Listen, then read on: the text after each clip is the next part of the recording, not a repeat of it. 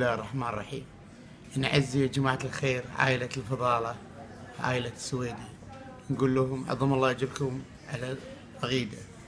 الحقيقة احنا راضيين برب العالمين اللي كتب علينا.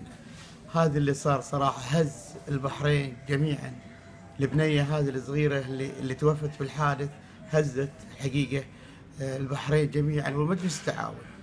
ونقول حق أمها عسى الله إن شاء الله يعطيش الصبر، هذه اللي الله كاتبه عليه.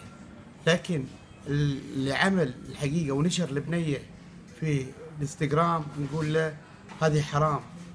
سمعت شلون؟ وهذه صراحة شغلات جبانية. انت ترضاها على اختك والله ترضاها على امك ولا اهلك، ما يصير. هاي طفلة متوفية، حرام اللي سويته دي كله حرام. سمعت شلون؟ واحنا نقول حق اي واحد الحقيقة اللي وصل له الفيديو حق الطفلة الصغيرة انه يمحاها صراحة، لأن صراحة إن هزت البحرين كامل. هاي شيء مثل ما قلت لكم هذه الله كاتبه. لكن أما تروحون تاخذون البنية وتصورونها وتحطونها في الانستغرام متوفية تحت السيارة، هذا ما يجوز. هذا أول شيء حرام، هاي حرام. هاي صغيرة ذنبها، هاي ذنبها الطفلة دي تروحوا تاخذونها وتصورونها. إذا احنا بنقعد كذي في البحرين كل واحد توفي يصورونه، فهذا أنا أقول لكم حرام.